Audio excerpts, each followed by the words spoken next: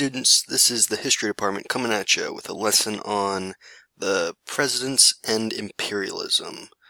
In order to understand imperialism, which is what we're going to be talking about with different presidents and how they approached being imperialistic, we need to rewind. So we're going to rewind back about 100 years to start, back when the United States of America was a newly found country.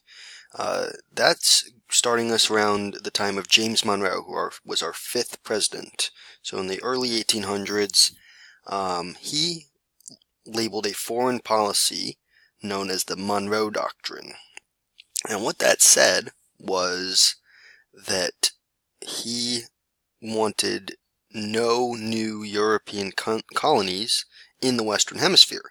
The world is split up into 4 hemispheres. There's the Western, the Eastern, there's the Northern, and the Southern. So he wanted no new European colonies to come over and explore this land that the United States had established. And basically saying this is off limits. We don't want you guys coming over. These monarchs, these other countries that wanted to explore, didn't really know how to respond to this, because it was the United States establishing its dominance, or beginning to establish its dominance, saying we are now an independent country and we do not need other foreign powers meddling in our business. But, as I just mentioned, that's foreign policy. So what is foreign policy, right? Foreign policy, or diplomacy is another term for it. Diplomacy is how leaders negotiate with other countries. How do they talk, and how do they establish boundaries and reach goals and accomplish tasks together. The goal, though, of any foreign policy is to get other countries to do what is best for your country. So as you can see in this picture to the right, our former president, number 44, Barack Obama, is establishing or is communicating to another foreign leader and trying to get what's in the best interest of the United States, trying to make a deal or establish some guidelines with another foreign leader. That's diplomacy. So all leaders of any time period, of any country, they all do it. So what we're going to do is we're going to now fast forward into the early 1900s and look at a time where the U.S. is now established as a country. They've been going strong for close to 120, 130 years at this point, and they want to establish dominance over the Western Hemisphere. That exact policy that they told these other European colonies to stay out. They wanted to explore this land. They kind of wanted to, be selfish a little bit. They wanted to say off limits. We want it. We want our hands on it. So we're going to look at the foreign policies, the diplomacies of a couple presidents of this era. The first one we're going to start with is President Theodore Roosevelt, or Teddy Roosevelt for short. His diplomacy, or his foreign policy, how he wanted to deal and talk with other foreign leaders, was one known as big stick diplomacy. He said to speak softly and carry a big stick, and you will go far. Well, what does that mean even? Let's try and dissect it a little bit.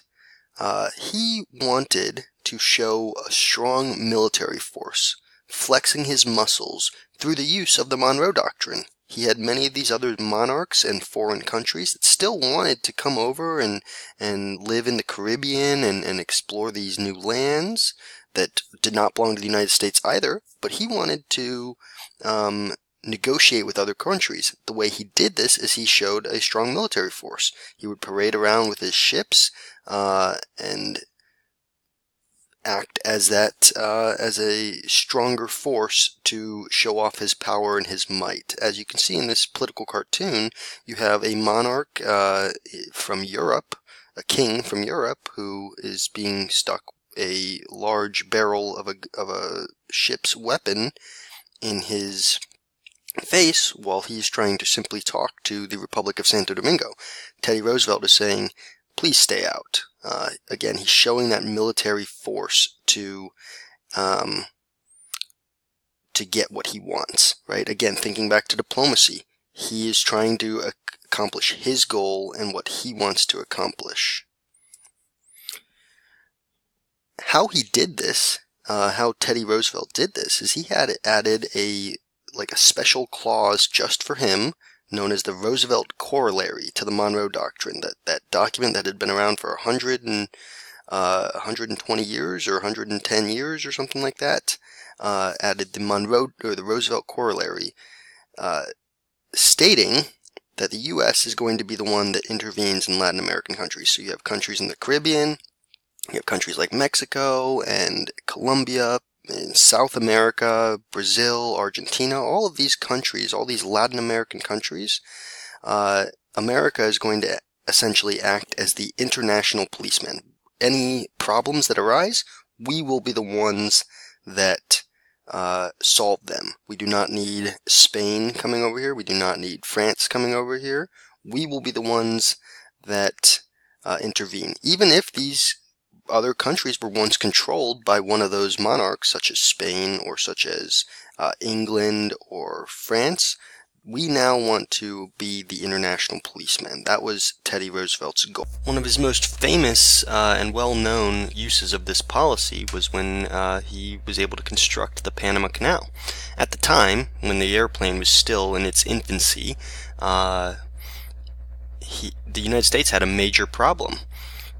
Currently, as you can see from the picture to the right here, we have a drawing that if you wanted to travel by ship from New York City to San Francisco, where the United States may have had military use of, or needed use of military force, they previously had to travel from around the southern coast of South America.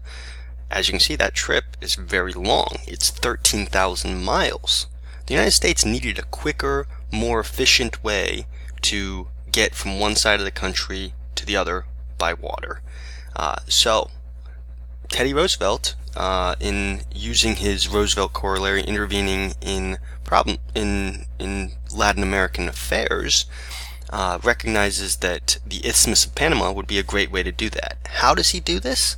He recognizes that Panama, which is not an independent country at this time, is still controlled by Colombia, which you can see right here. They may want their independence, so he begins to help the Panamanians fight for their independence from the country of Colombia. After a hard-fought battle, Panama does win its independence, and Teddy Roosevelt then uses this relationship that he has with Panama now and his strong military to say, why don't you let us build a canal here that would, one, help us strategically, thinking again, back to diplomacy. He wants to get what's in the best interest of the United States in this case. That one will help us strategically, but it's also going to open up a lot of trade options, so there's definitely an ulterior motive for him. However, the Panama Canal today is a huge, modern, marvelous feat of engineering, and if you haven't been to the Panama Canal or to the country of Panama, it is a great opportunity to see the history and the historical development in that area. But as you can see down here, some long-term effects, obviously, of the Panama Canal today. A boom in business and trade, as well as increased national security, because we can now travel and send ships through the Panama Canal a lot easier, and again, strategically place our military from coast to coast. However, with the positives do come some negatives. This move by Teddy Roosevelt is one that brings anger from Latin American countries towards the United States.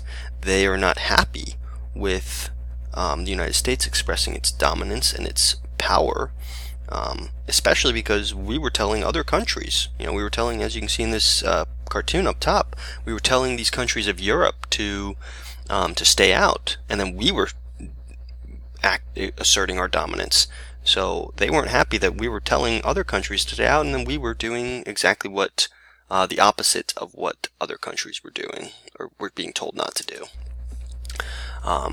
So that was Teddy Roosevelt. Let's move on to the next president, President William Howard Taft. And again, he now has a different approach to diplomacy. He says instead of using a military, he wants to establish dollar diplomacy, saying and stating that we should use dollars instead of bullets. Because the United States is one of the richest countries or has a lot of access to money, they can influence other countries by giving them money and loans. There's a catch, though. We're not just going to give them some money and say, here you go. We clearly, again, thinking back to diplomacy, want to keep getting what we want out of it. We have an ulterior motive. We want what's best for the United States. If they want to keep getting the money, if these countries that we're going to give money to want to keep getting money, they better do what we say, right? They better follow our orders, essentially asserting dominance over those countries, those smaller, weaker, poorer countries, by giving them money in exchange for what's best for the United States. That is dollar diplomacy, and that was William Howard Taft. Not much to say there. It can be an effective strategy. It's still somewhat in use today. And the final president we're going to talk about around this time is President Woodrow Wilson, most famously known for being the president during the U.S.'s involvement in World War I. He, and most people, have what's known as a moral code. His diplomacy, though, was all based on morals. He practiced moral diplomacy, ultimately saying that imperialism is immoral. This act of taking over other countries and asserting dominance over these smaller and weaker countries was immoral. He didn't really want to pick sides. However, that's easier said than done for most people.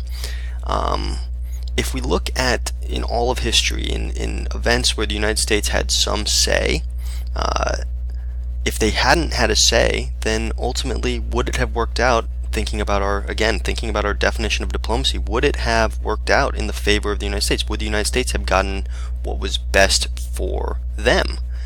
Probably not. One of his most famous examples was the Mexican Civil War. During this time, he didn't want to choose sides. He said, we will end up working with whichever side wins. We will let them choose, and then we will make deals with whoever comes to power after that. However, when Woodrow Wilson recognized that the side that was less favorable to the United States was going to win, he ended up helping the side that was going to be more favorable. So his own morals ended up getting in the way of what was best for the United States in this case, and ultimately was not the best foreign policy to use when dealing with other countries. And so that's where we'll wrap up. Obviously, he's our last president to talk about around this time of imperialism, but thinking again about the complexities of diplomacy and foreign policy. There are many different strategies that work. However, every president will have a different approach. If we think about these three gentlemen, Teddy Roosevelt, William Howard Taft, or Woodrow Wilson, as well as in current day, stemming from President Reagan, George H.W. Bush, President Bill Clinton, President George W. Bush, Barack Obama, or even Donald Trump. They all have different foreign diplomacies and foreign policies to which they work with and which they want to accomplish, in the end, what is best for the United States. Thanks for watching. Hope you learned something, and hope we can help you in class.